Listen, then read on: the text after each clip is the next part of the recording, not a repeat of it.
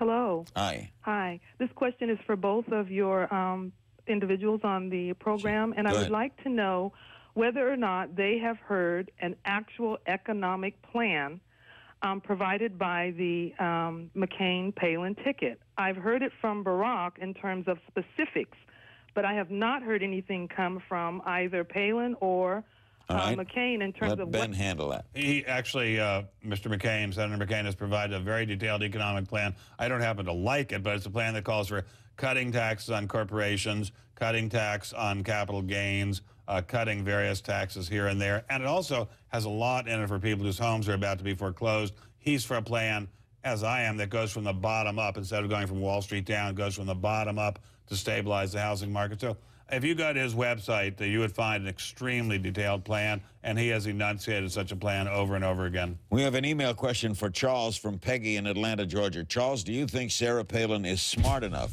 to be vice president? Well, I don't ever call anybody else dumb. I don't know enough about her. I mean, I've not gotten a chance to see her in interviews, really. I mean, those little couple sit-downs that are staged, that really doesn't matter to me. But let me say something about what Mr. Stein said. This economic situation, you know, I get sick and tired of people talking about the middle class. This economy is really struggling with poor people. And I hope what he said, we've got to start helping the people at the bottom. I hear about rich people getting tax breaks. I'm one of them, thank God. We talk about the middle class. America, the poor people in this country are really struggling. And we've got to do something to help them out of this situation more than anything else after this election. You agree?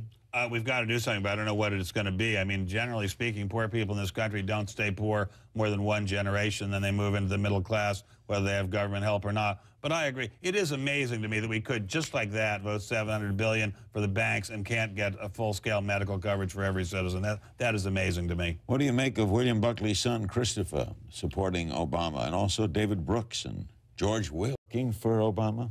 I got the pleasure of introducing him in Alabama, and I would do anything he asked me to do. I hope to make another couple appearances if he does something in Philadelphia, or he does something in Arizona, or have a house in both places, or go back to Alabama.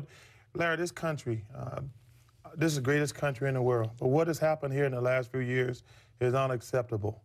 And I don't get caught up in the Republican, Democrat, conservative, liberal BS, as I call it. I look at America like this. It's rich people against poor people.